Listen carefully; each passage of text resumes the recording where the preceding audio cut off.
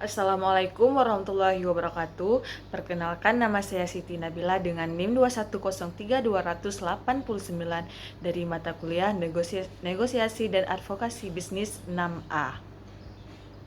Nah, berikut saya akan memaparkan materi, yaitu materi terakhir tentang studi kelayakan bisnis.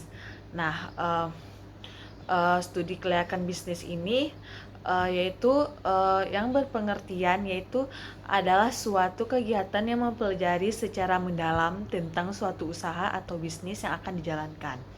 Nah, dalam rangka menentukan layak atau tidak usaha tersebut dijalankan dengan memperhitungkan faktor-faktor yang mempengaruhinya seperti faktor ekonomi, teknologi, hukum, dan juga penjualan. Selanjutnya, tujuan studi kelayakan bisnis ini yaitu yang pertama untuk menghindari risiko kerugian, memudahkan perencanaan, memudahkan pelaksanaan pekerjaan, serta memudahkan pengawasan dan juga pengendalian. Manfaatnya berupa ada dari pihak investor, yaitu jika hasil studi kelayakan yang telah dibuat ternyata layak direalisasikan, pemenuhan kebutuhan akan pendanaan dapat mulai dicari, misalnya dengan mencari investor atau pemilik modal yang mau turut serta menanamkan modalnya pada prospek yang akan dikerjakan itu. Yang kedua itu pada pihak kreditor. Nah, kepada pihak kreditor ini pendanaan proyek dapat juga dipinjam dari bank sebelum memutuskan untuk memberikan kredit atau tidak. Perlu mengkaji ulang studi kelayakan bisnis yang telah dibuat, termasuk mempertimbangkan sisi-sisi lain, misalnya tersedianya anggunan yang dimiliki perusahaan. Selanjutnya itu pada pihak manajemen. Pada pihak manajemen perusahaan merupakan upaya dalam rangka merealisasikan ide proyek yang ujung-ujungnya bermuara pada peningkatan usaha untuk meningkatkan laba perusahaan. Sebagai pihak yang menjadi project leader, sudah tentu pihak manajemen perlu mempelajari studi kelayakan itu. Misalnya, dalam hal pendanaan, berapa yang dialokasikan dari modal sendiri, rencana pendanaan dari investor, dan juga dari kreditor. Manfaatnya itu bagi pihak pemerintah dan masyarakat. Nah, bagi pihak pemerintah dan masyarakat, penyusunan studi kelayakan bisnis perlu memperhatikan kebijakan yang telah diterapkan oleh perusahaan. Bagaimana pemerintah dapat secara langsung maupun tidak langsung mempengaruhi kebijakan perusahaan. Serta manfaatnya bagi tujuan pembangunan ekonomi.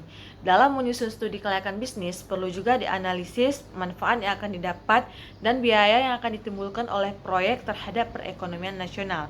Aspek-aspek yang perlu dianalisis untuk mengetahui biaya dan manfaat tersebut antara lain ditinjau dari aspek rencana pembangunan nasional, distribusi nilai ramah pada seluruh masyarakat, serta nilai investasi per tenaga kerja, pengaruh sosial, dan juga analisis kemanfaatan dan beban sosial.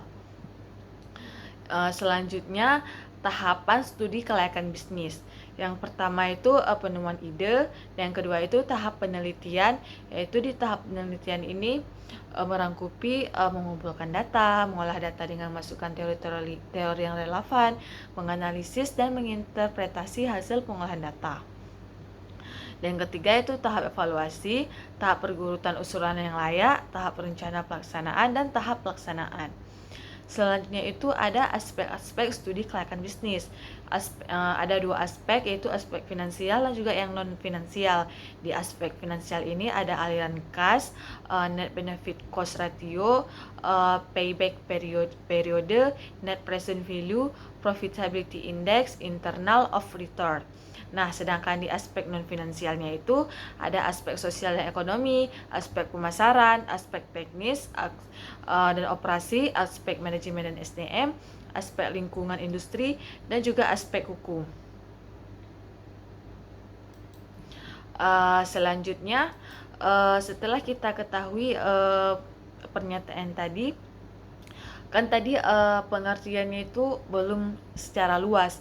Nah, sekarang saya akan menjelaskan pengertian studi kelayakan bisnis ini secara umum. Nah, studi kelayakan bisnis menurut Umar, studi kelayakan bisnis ini merupakan penelitian terhadap bisnis yang tidak hanya menganalisis layak atau tidak layak bisnis dibangun, tetapi juga saat dioperasikan secara rutin dalam rangka pencapaian keuntungan yang maksimal untuk waktu yang tidak ditentukan. Menurut Kashmir dan Ja'far, studi kelayakan bisnis adalah suatu kegiatan yang mempelajari secara mendalam tentang suatu usaha atau bisnis yang akan dijalankan dalam rangka menentukan layak atau tidak usaha tersebut dijalankan.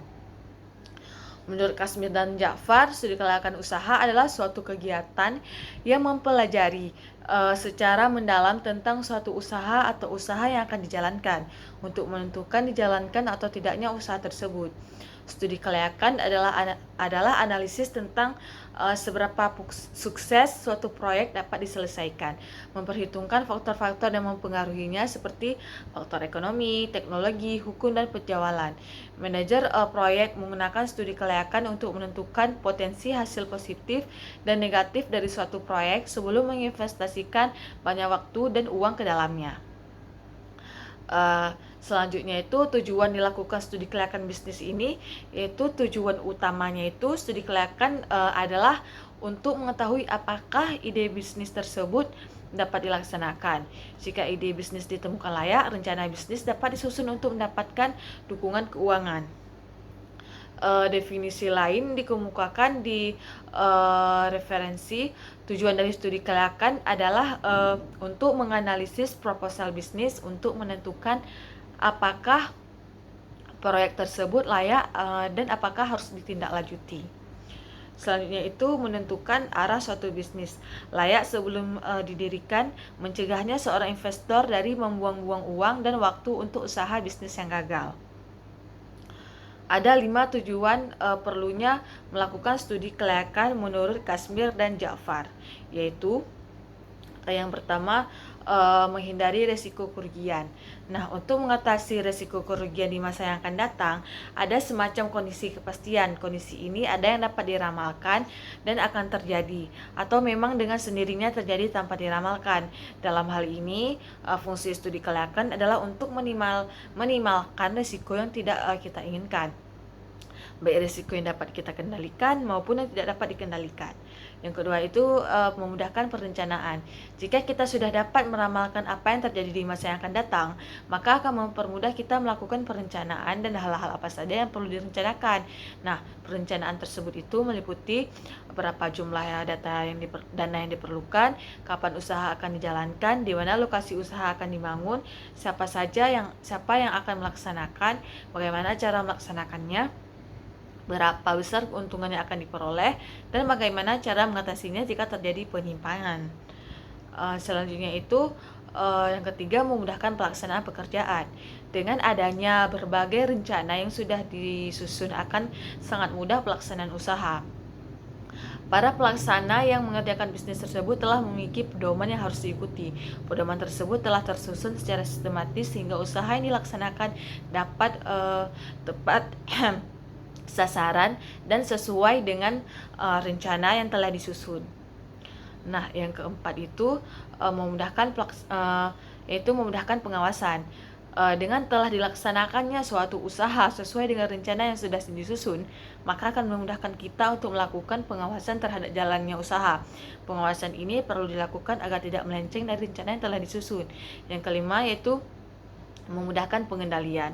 Nah, apabila dalam pelaksanaan pekerjaan telah dilakukan pengawasan, maka jika terjadi penyimpangan akan mudah terdeteksi sehingga dapat dilakukan pengendalian atas penyimpangan tersebut.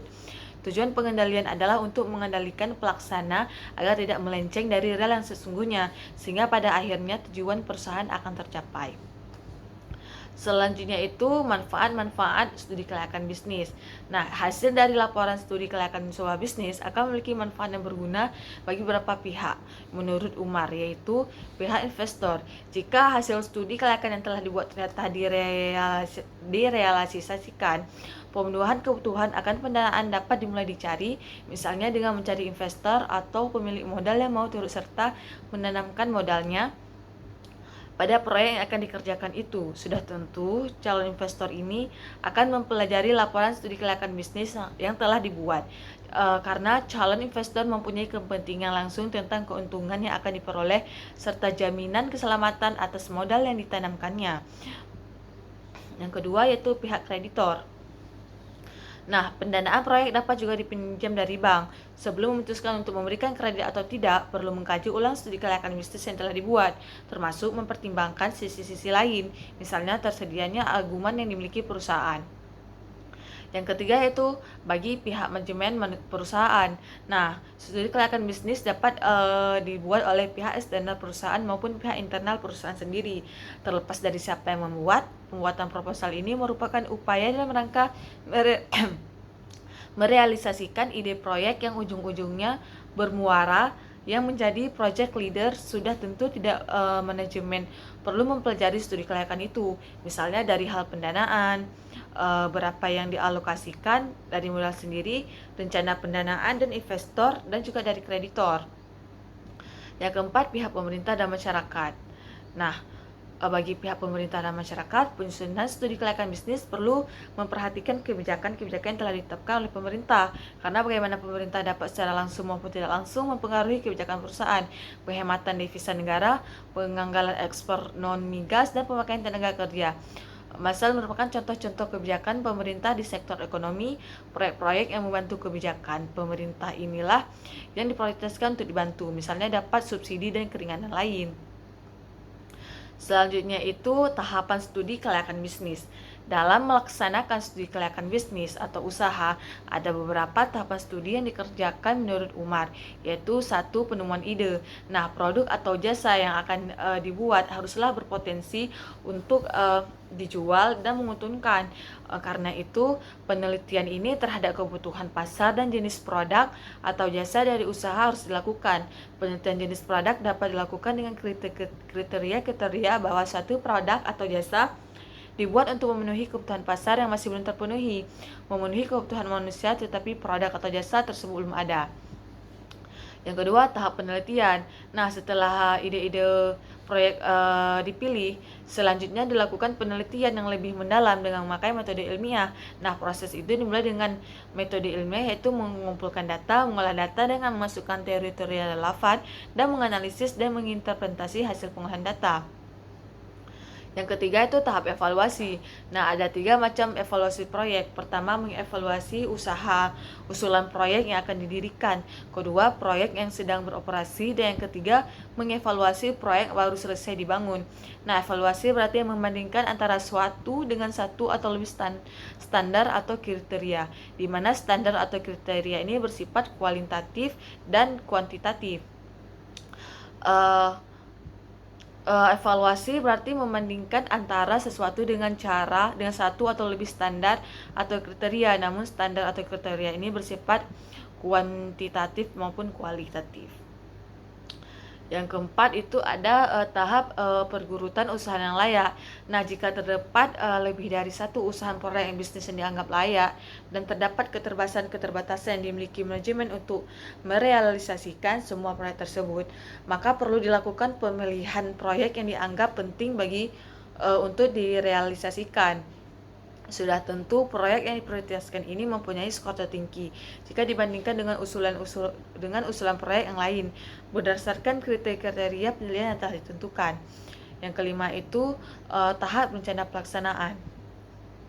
Setelah sesuatu usulan proyek dipilih untuk direalisasikan, perlu dibuat suatu rencana kerja pelaksanaan pembangunan proyek itu sendiri, mulai dari menentukan jenis pekerjaan, jumlah kualifikasi, tenaga pelaksana, ketersediaan dana dan sumber daya lain, kesiapan manajemen, dan lain-lain.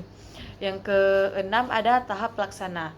Nah, setelah semua persiapan yang harus dikerjakan selesai disiapkan, tahap pelaksana proyek pun dimulai. Semua tenaga pelaksana proyek mulai dari pemimpin sampai pada 13 tingkat yang paling bawah harus bekerja sama dengan sebaik-baiknya sesuai dengan rencana yang telah diterapkan.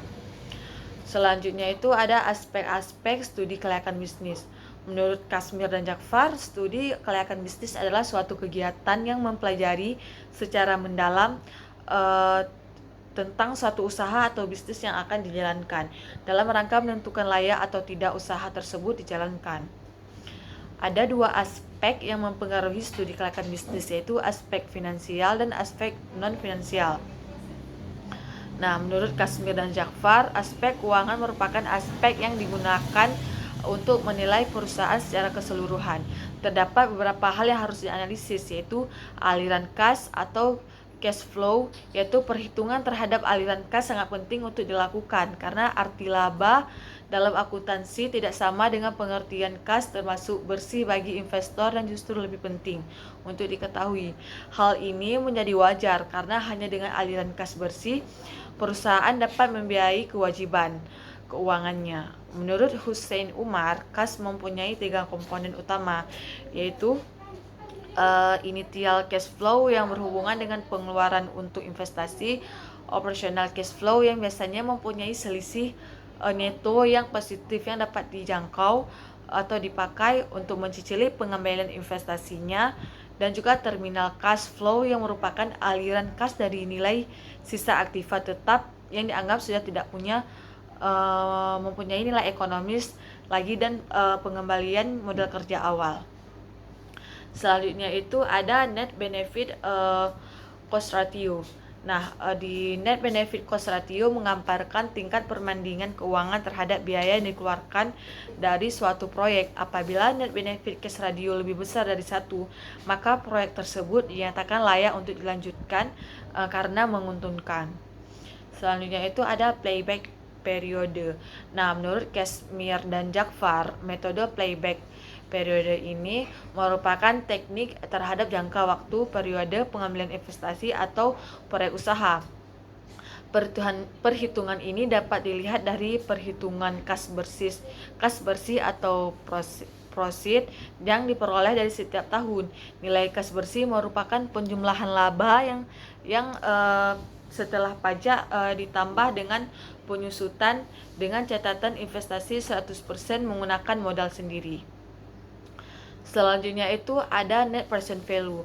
Terdapat beberapa pengertian dalam metode net present value, yaitu sebagai berikut.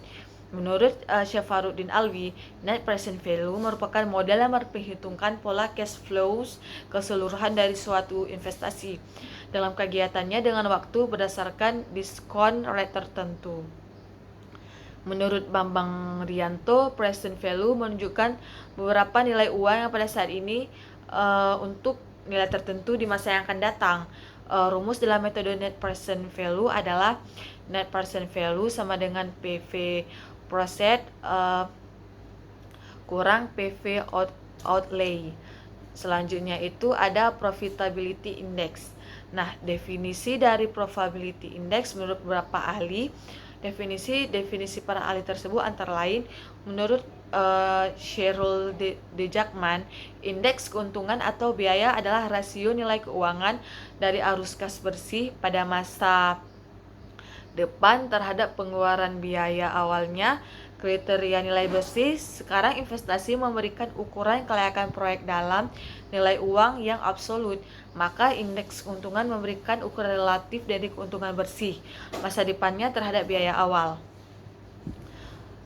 Sedangkan menurut Bambang Rianto, rumus yang digunakan dalam profitability index adalah profitability index sama dengan PV process per PV outlays. Dan menurut Cheryl D. Jackman, kriteria keputusan dengan menggunakan indeks keuntungan adalah menerima proyek jika profitability index lebih besar atau sama dengan 1,00 dan menolak proyek jika profitability index kurang dari 1,00. Selanjutnya itu ada internal rate of return. Definisi dari IRR menurut beberapa ahli. Definisi dari para ahli tersebut antara lain menurut Syafaruddin Alwi, prinsip dari konsep IRR adalah bagaimana menentukan diskon rate yang dapat mempersamakan present value of project dengan outlay. Menurut Cheryl De Jackman, teknik anggaran modal yang mencerminkan tingkat pengendalian yang menyeimbangkan nilai masukan sekarang dengan keluaran sekarang. Pada dasarnya internal rates of return harus dicari dengan trial and error. Pertama kita menghitung nilai sekarang dari aliran kas dari suatu investasi dengan menggunakan tingkat yang harus kita pilih menurut kehendak kita. Kemudian dari hasil hitungan ini dibandingkan dengan jumlah nilai sekarang dari outlay-nya, karena kalau kita sekarang dari proses lebih besar daripada nilai sekarang investasi atau outlay-nya, kita harus menggunakan tingkat bunga yang lebih tinggi lagi. Sebaiknya kalau kita sekarang dari proses lebih kecil dari jumlah nilai sekarang outlay-nya, kita harus menggunakan tingkat bunga yang lebih rendah. Cara demikian terus kita lakukan sampai kita menemukan tingkat bunga yang bisa dijadikan nilai sekarang dari outlay-nya. Pada tingkat bunga tersebut menggambarkan besarnya internal rate of return dari usul investasi tersebut. Cara ini dinamakan interpolasi, di mana sama dengan internal rate of return yang dicari, PI yaitu tingkat bunga ke-1, P2 tingkat bunga kedua, C1 sama dengan NPF ke-1 dan C2 sama dengan MPF kedua. Selanjutnya itu ada aspek non-finansial. Nah, aspek sosial dan ekonomi. Setiap usaha yang dijalankan tentunya akan memberikan dampak positif dan negatif. Dampak positif dan negatif ini akan dapat dirasakan oleh berbagai pihak, baik secara baik pengusaha itu sendiri, pemerintah ataupun masyarakat luas. Oleh karena itu, aspek ekonomi dan sosial ini perlu dipertimbangkan karena dampak yang ditimbulkan nantinya sangat luas apabila salah dalam melakukan penilaian. Secara garis besar, dampak dari aspek ekonomi dengan adanya suatu usaha atau investasi menurut Kashmir dan Jafar antara lain adalah: yang pertama, dapat meningkatkan ekonomi rumah tangga. Yang kedua, menggali, mengatur, dan menggunakan ekonomi sumber daya alam. Yang ketiga, meningkatkan perekonomian pemerintah baik lokal maupun regional. Dan yang keempat itu pengembangan wilayah. Sedangkan dampak sosial dengan adanya adanya suatu proyek atau investasi antara lain menurut Kashmir dan Jafar, yaitu yang pertama adanya perubahan demografi, yang kedua perubahan budaya dan perubahan kesehatan masyarakat. Selanjutnya itu ada aspek pemasaran. Nah, aspek pasar dalam studi kelayakan bisnis dan investasi membahas besarnya permintaan, penawaran, dan harga. Permintaan dan penawaran dilakukan dengan menggunakan metode proyeksi selama beberapa tahun ke depan. Tujuannya adalah untuk mengetahui seberapa besar tingkat penyerapan pasar, sehingga tidak terjadi kelebihan produksi yang dapat menurunkan harga. Selanjutnya itu ada aspek teknis atau operasi. Menurut Kashmir dan Jafar, secara umum ada beberapa hal yang hendak dicapai dalam penilaian aspek teknis dan operasi, yaitu yang pertama, agar perusahaan dapat menentukan lokasi yang tepat, baik untuk lokasi pabrik, gudang, cabang, maupun kantor pusat. Dan yang kedua, agar perusahaan dapat menentukan layout yang sesuai dengan proses produksi yang dipilih, sehingga dapat memberikan efisiensi. Dan yang ketiga adalah agar perusahaan bisa menentukan teknologi yang paling tepat dalam menjalankan produksinya. Dan yang keempat adalah agar perusahaan bisa menentukan metode persediaan yang paling baik untuk dijalankan sesuai dengan bidang usahanya. Dan yang terakhir, agar dapat menentukan kualitas tenaga kerja yang dibutuhkan sekarang dan di masa yang akan datang. Selanjutnya itu ada aspek manajemen dan SDM. Nah, analisis aspek manajemen dan sumber daya manusia dapat digambarkan sebagai berikut. Yang pertama itu job analysis, yaitu menganalisis jabatan yang diperlukan untuk menyelesaikan jenis pekerjaan tertentu. Yang kedua itu job specification, yaitu menentukan persyaratan dan kualifikasi yang diperlukan untuk mengisi suatu jabatan. Dan yang ketiga, mendesain struktur organisasi, yaitu menyusun struktur organisasi yang menggambarkan jenjang manajemen, kedudukan jabatan, dan struktur pertanggungjawaban. Yang keempat itu job description, yaitu uraian pekerjaan yang menjelaskan tentang pekerjaan teknis anggota organisasi yang menjabat pekerjaan tertentu. Mendesain sistem kompensasi, yaitu menguraikan struktur penggajian secara lengkap untuk semua jabatan dalam pekerjaan berdasarkan garis struktural dan fungsional. Yang keenam yaitu sistem pengembangan karyawan, yaitu menyusun rencana pendidikan dan pelatihan untuk mengembangkan keterampilan, pengetahuan, produktivitas, dan kinerja karyawan secara keseluruhan. Selanjutnya itu ada aspek lingkungan industri. Menurut Umar dalam bukunya Kompetitif Strategi yang dikemukakan oleh Michael E. Porter, di mana konsep tersebut menganalisis persaingan bisnis didasarkan 5 aspek utama yang disebut 5 kekuatan bersaing. Yang pertama, persaingan di antara perusahaan sejenis. Nah, persaingan antara perusahaan sejenis biasanya merupakan kekuatan terbesar dalam 5 kekuatan kompetitif. Strategi yang dijalankan oleh suatu perusahaan yang dapat berhasil jika mereka memberikan keunggulan kompetitif dibandingkan strategi yang dijalankan perusahaan pesaing. Perusahaan strategi oleh satu perusahaan mungkin akan mendapatkan serangan balasan seperti menurunkan harga, meningkatkan kualitas, menambahkan fitur, menyediakan jasa, memperpanjang garansi, meningkatkan promosi, dan pembaharuan kemasan. Menurut Porter yang dikutip Umar, tingkat persaingan dipengaruhi oleh beberapa faktor. Yang pertama yaitu jumlah kompetitor, tingkat pertumbuhan industri, karakteristik produk, biaya tetap yang besar, kapasitas, dan hambatan keluar. Selanjutnya yaitu kemungkinan masuknya pesaing baru. Nah, pendatang baru dalam suatu industri akan membawa kapasitas baru, inovasi baru, modal baru, pemasaran yang baru, keinginan mendapatkan pangsa baru. Akhirnya harga dapat menjadi turun atau biasa menjadi semakin tinggi sehingga akan mengurangi profitabilitas. Ancaman masuknya pendatang baru bergantung pada rintangan masuk dan reaksi pesaing yang sudah ada dalam mengantisipasi pendatang baru. Jika pendatang baru merasakan kesulitan bersaing terhadap pesaing yang telah ada, maka ancaman dari pendatang baru akan rendah. Menurut Umar, terdapat faktor-faktor yang dapat menghambat masuknya pendatang baru ke dalam industri sebagai berikut. Yang pertama, skala ekonomi, diferensiasi produk, kecukupan modal, biaya peralihan, akses ke saluran distribusi, ketidakunggulan biaya independen, dan peraturan pemerintah. Yang ketiga yaitu potensi pengembangan produk substitusi. Persaingan tidak hanya terjadi pada perusahaan yang memproduksi suatu produk yang sejenis, namun perusahaan juga bersaing dengan perusahaan yang memproduksi produk pengganti. Nah, produk pengganti membatasi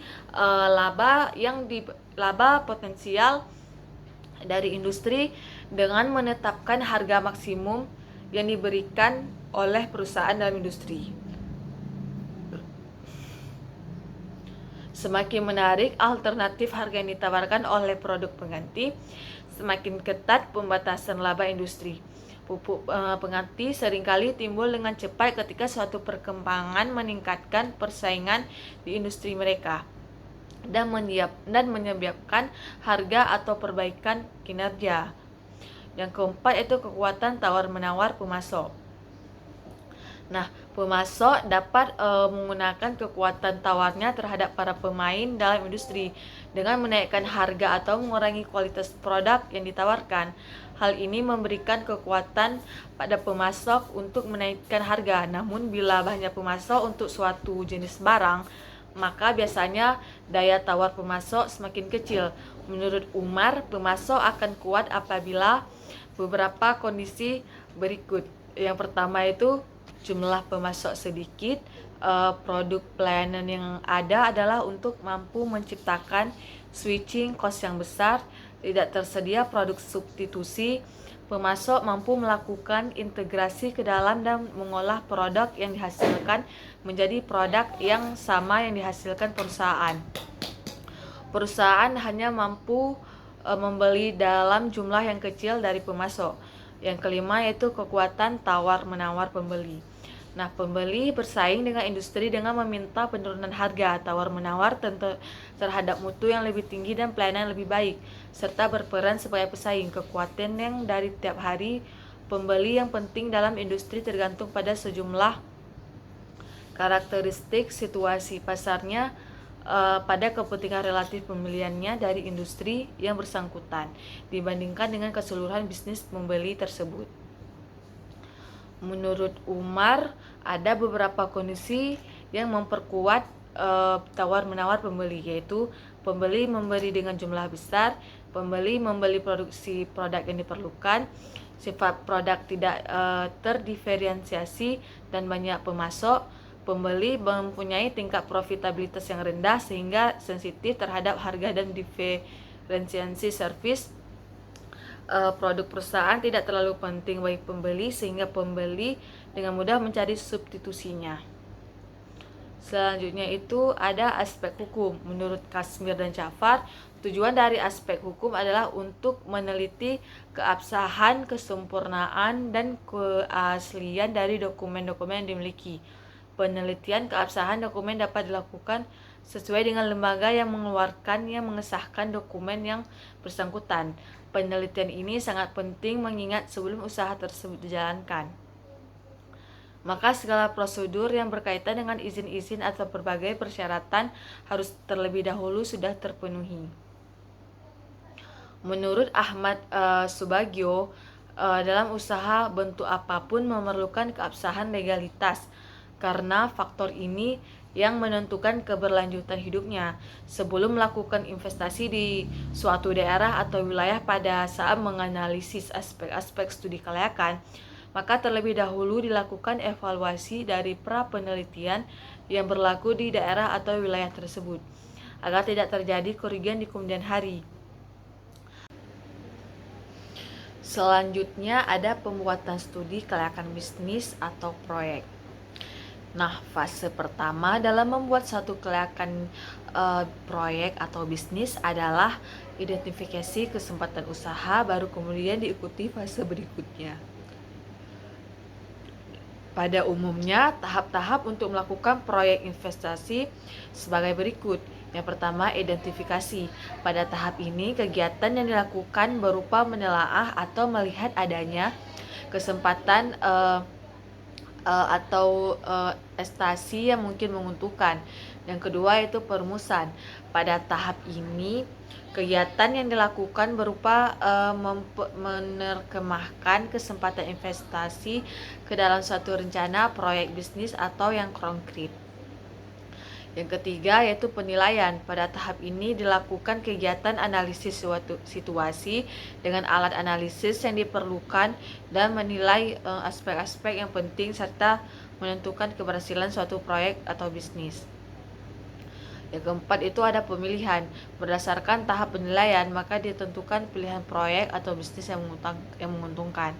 Yang kelima itu implementasi, menyelesaikan proyek atau bisnis yang sudah dipilih dengan tata berpegang pada perencanaan dan anggaran yang telah ditentukan.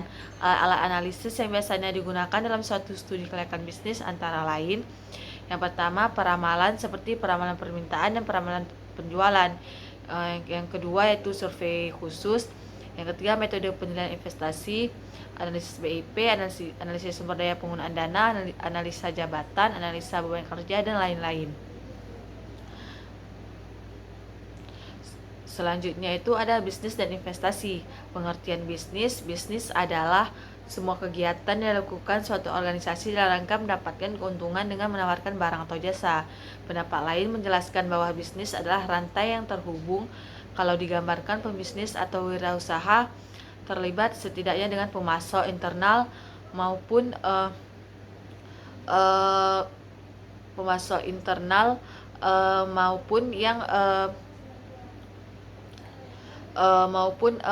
internal perusahaan kita, pesaing pelanggan dan pihak lain tak langsung. Sedangkan investasi, banyak manfaat yang bisa diperoleh dari kegiatan investasi. Di antaranya adalah penyerapan tenaga kerja, peningkatan output yang dihasilkan, penghematan devisa ataupun penambahan devisa. Dalam menggunakan pengertian proyek investasi sebagai suatu rencana untuk menginvestasikan sumber-sumber daya yang bisa dinilai secara independen, investasi adalah pengaitan sumber daya dalam jangka panjang untuk menghasilkan laba di masa yang akan datang. Ada berbagai cara dalam menggolongkan usulan investasi. Salah satunya pergolongan usulan yang didasarkan menurut kategori sebagai berikut. Yang pertama itu investasi pergantian. Nah, adalah penggantian aktiva yang sudah aus dengan yang baru. Yang kedua yaitu investasi dengan penambahan kapasitas, sering juga bersifat penggantian. Yang ketiga yaitu investasi penambahan jenis produk baru, yaitu investasi untuk menghasilkan produk baru di samping tetap memproduksi yang lama. Investasi merupakan pengorbanan yang dikeluarkan sekarang untuk mendapatkan benefit di masa yang akan datang. Jenis investasi ada dua, yaitu real yang berkaitan dengan bidang ilmu studi kelayakan bisnis seperti rencana pembangunan, proyek, dan pembangunan usaha. Dan yang kedua finansial berkaitan dengan bidang ilmu manajemen investasi seperti investasi saham, obligasi, dan produk-produk investasi lainnya. Jenis-jenis investasi terdapat ada 4 pengalaman investasi, yaitu yang pertama investasi yang tidak menghasilkan laba atau non-profit investment, dan yang kedua investasi yang tidak dapat diukur labanya atau non-measurable profit investment, dan yang ketiga adalah investasi dalam penggantian equipment, yaitu replacement investment, dan yang terakhir adalah investasi dalam perluasan usaha atau expansion investment. Selanjutnya itu latar belakang diberlakukannya studi kelayakan bisnis. Adapun setiap keberhasilan suatu pengembangan usaha bisnis akan berpengaruh pada besarnya laba yang didapat. Aspek finansial merupakan salah satu faktor yang penting dalam suatu proyek bisnis. Perkiraan aliran kas yang tepat akan memperlancar usaha bisnis yang dijalankan agar dapat bersaing atau bahkan berkembang. Penganalisan aspek finansial yang tepat akan menghasilkan manfaat bagi pihak manajemen dalam upayanya menjalankan usaha bisnis perusahaan, atau sebaiknya dapat melihat bahwa investasi yang ditanamkan dapat memberikan keuntungan. Selanjutnya hasil studi kelayakan usaha pada prinsipnya bisa digunakan antara lain untuk yang pertama yaitu merintis usaha baru, misalnya membuka toko, membangun pabrik, mendirikan perusahaan jasa, membuka usaha dagang, dan lain sebagainya. Dan yang kedua yaitu mengembangkan usaha yang sudah ada, misalnya untuk menambah kapasitas pabrik, memperluas skala usaha, mengganti peralatan mesin, menambah mesin baru, memperluas cakupan usaha, dan sebagainya.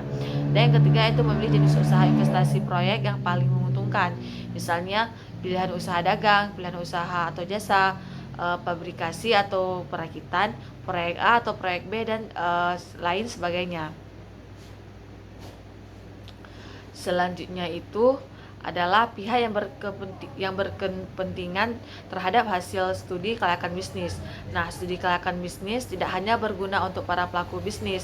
Terdapat pihak-pihak lain yang membutuhkan studi kelayakan bisnis ataupun membantu mereka mencapai kepentingan masing-masing. Pihak-pihak tersebut antara lain adalah pihak investor, pihak kreditor, pihak manajemen perusahaan, pihak pemerintah, dan pihak masyarakat. Selanjutnya itu adalah relevasi. Selanjutnya itu adalah konsep siklus proyek bisnis. Nah, pekerjaan sebuah proyek dibutuhkan sebuah perencanaan yang matang. Hal ini diperlukan untuk memastikan bahwa tujuan akhir proyek dapat tercapai sesuai dengan waktu, skop, dan dana yang telah ditetapkan di awal kegiatan proyek. Untuk itu, manajer proyek harus dapat memastikan bahwa seluruh sumber daya yang dialokasikan dalam proyek digunakan dengan cara yang paling efisien. Ini berarti bahwa perencanaan proyek harus dilakukan secara profesional yang didasarkan pada siklus hidup proyek. Selanjutnya terdapat 4 tahap kegiatan utama yang dilakukan dalam siklus hidup proyek, yaitu pertama tahap inisiasi. Nah, tahap inisiasi proyek merupakan tahap awal kegiatan proyek sejak sebuah proyek disepakati untuk dikerjakan. Yang kedua adalah tahap perencanaan. Ketika ruang lingkup proyek telah ditetapkan dan tim proyek terbentuk, maka aktivitas proyek mulai memasuki tahap perencanaan. Yang ketiga, tahap eksekusi atau pelaksanaan proyek. Dengan definisi proyek yang jelas dan terperinci, maka aktivitas proyek siap untuk masuki tahap eksekusi atau pelaksanaan proyek. Yang selanjutnya itu tahap penutupan. Nah, tahap ini merupakan akhir dari aktivitas proyek. Pada tahap ini, hasil akhir proyek beserta dokumentasinya diserahkan kepada pelanggan, kontak dengan supplier akhir. Tim proyek dibubarkan dan memberikan laporan kepada semua stakeholder yang menyatakan bahwa kegiatan proyek telah selesai dilaksanakan. Selanjutnya itu ada pengertian proyek dan evaluasi proyek.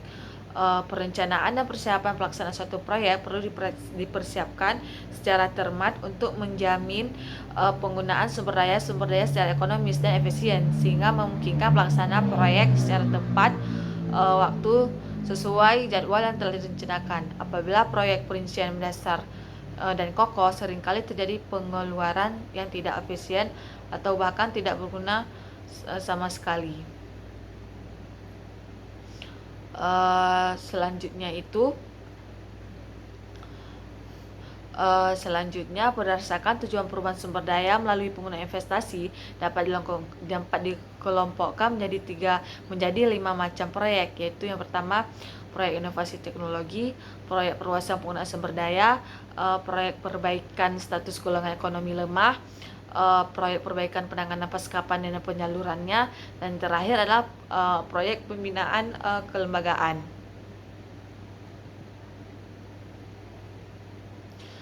Selanjutnya ada aspek-aspek persiapan dan analisis proyek. Nah, aspek-aspek ini saling berhubungan dan saling mempengaruhi. Menyatakan ada 6 aspek yang harus dipertimbangkan. Yang pertama ada aspek teknis, yaitu hal-hal yang berhubungan dengan penyediaan input dan output dari barang dan jasa yang akan digunakan serta dihasilkan di dalam suatu proyek. Yang kedua adalah aspek institusional atau organisasi manajerial, yaitu hal-hal yang berkenaan dengan mempertimbangkan mengenai sesuai tidaknya proyek tersebut dengan pola sosial budaya masyarakat setempat. Yang ketiga yaitu aspek sosial, yaitu menyangkut dampak sosial dan lingkungan disebabkan adanya input dan output yang akan dicapai dari suatu proyek seperti distribusi pendapatan dan penciptaan lapangan kerja. Yang keempat adalah aspek komersial. Nah, yaitu berkenaan dengan rencana pemasaran output yang dihasilkan proyek dengan rencana penyediaan input yang dibutuhkan untuk kelangsungan dan pelaksanaan proyek. Yang kelima adalah aspek finansial, yaitu berkenaan dengan pengaruh-pengaruh finansial proyek terhadap peserta yang tergabung terlihat dalam proyek. Dan keenam adalah aspek ekonomi, yaitu berkenaan dengan kontribusi proyek terhadap pembangunan perekonomian dan berapa besar kontribusinya dalam menentukan penggunaan sumber daya yang diperlukan. Selanjutnya itu sistematika studi kelayakan bisnis. Sistematika studi kelayakan bisnis terdapat beberapa aspek yang teliti. Aspek-aspek dalam studi kelayakan bisnis tersebut bersifat fleksibel sehingga dapat ditambahkan sesuai dengan kebutuhan perusahaan. Studi kelayakan bisnis ialah sebuah studi yang memiliki tujuan untuk melakukan evaluasi apakah sebuah tindakan bisnis tersebut adalah rasional dari segi ekonomi maupun operasional. Selanjutnya ada aspek pasar dan pemasaran. Aspek pasar dan pemasaran adalah inti dan penyusunan studi kelayakan. Kendati pun secara teknis dan menunjukkan hasil yang feasible untuk dilaksanakan, tapi tidak ada artinya apabila tidak dibarengi dengan adanya pemasaran dari produk yang dihasilkan. Selanjutnya itu pada pasar dikelompokkan ke dalam 4 golongan, yaitu pasar konsumen adalah sekelompok pembeli yang memberi barang untuk dikonsumsikan, bukan jual ataupun diproses lebih lanjut. Yang kedua adalah pasar industri, adalah pasar yang terdiri atas individu-individu dan lembaga-lembaga organisasi yang membeli barang-barang untuk dipakai lagi. Yang ketiga adalah pasar penjual, adalah suatu pasar yang terdiri dari individu-individu dan organisasi yang membeli barang-barang dengan maksud untuk dijual lagi. Dan yang keempat adalah pasar pemerintah, adalah pasar di mana terdapat lembaga-lembaga pemerintah seperti departemen-departemen, direktorat, kantor-kantor dinas, dan instansi lainnya. Selanjutnya itu ada aspek teknis dan teknologi. Nah, aspek teknis dan teknologi dibahas oleh usaha atau proyek tersebut dinilai layak dan dari aspek pemasaran. Faktor-faktor yang perlu diuraikan adalah yang menyangkut lokasi usaha proyek direncanakan, sumber bahan baku, jenis teknologi yang digunakan, kapasitas produksi, jenis dan jumlah investasi yang diperlukan di samping membuat rencana produksi selama umur ekonomisnya proyek. Selanjutnya itu alat-alat analisis yang digunakan dalam aspek teknik dan teknologi penentuan lokasi pabrik. Nah, Penentuan lokasi yang akan meminimumkan beban biaya baik biaya investasi maupun biaya eksploitasi secara sepintas variabel dalam pemilihan lokasi. Yang pertama, bahan mentah, letak pasar, tenaga listrik dan air, suplai tenaga kerja, fasilitas dan transportasi.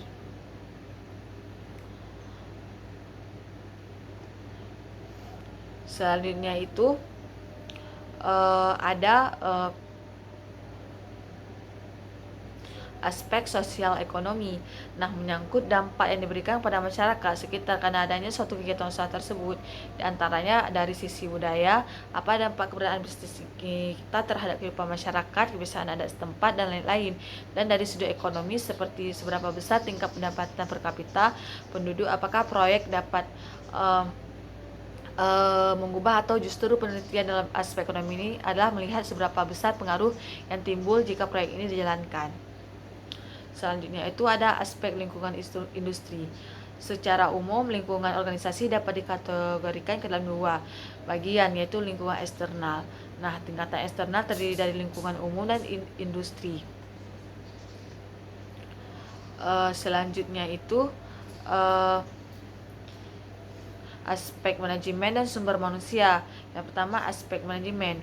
Manajemen merupakan pencapaian sasaran organisasi dengan cara yang relatif yang efisien melalui perencanaan, pengorganisasian, kepimpinannya, dan pengalihan sumber daya organisasi dalam rangka pencapaian sasaran atau tujuan suatu bisnis. Tentunya dapat melalui suatu proses manajemen, yaitu planning yaitu di planning ini bertujuan menghasilkan barang dan atau jasa-jasa. Dan kedua itu memerlukan suatu investasi modal, tenaga kerja, manajemen, ataupun hal-hal lain. Dan ketiga, setelah investasi tersebut dilaksanakan dan selama berlangsungnya usaha tersebut memberikan kegunaan kepada berbagai pihak, antaranya adalah perusahaan itu sendiri dan masyarakat. Adanya biaya operasional di atas biaya investasi. Selanjutnya itu ada tahap-tahap pengembangan usaha. Yang pertama, pengkonsepsian proyek usaha, perumusan proyek usaha, pemutusan ataupun pengesahan proyek usaha, persiapan dan pembangunan proyek usaha, pelaksanaan usaha. Baiklah penjelasan saya tentang materi terakhir tentang studi kelayakan bisnis. Apabila terjadi kesalahan makna kata ataupun arti, saya mohon maaf. Saya akhiri, wabillahi taufiq wal hidayah. Assalamualaikum warahmatullahi wabarakatuh.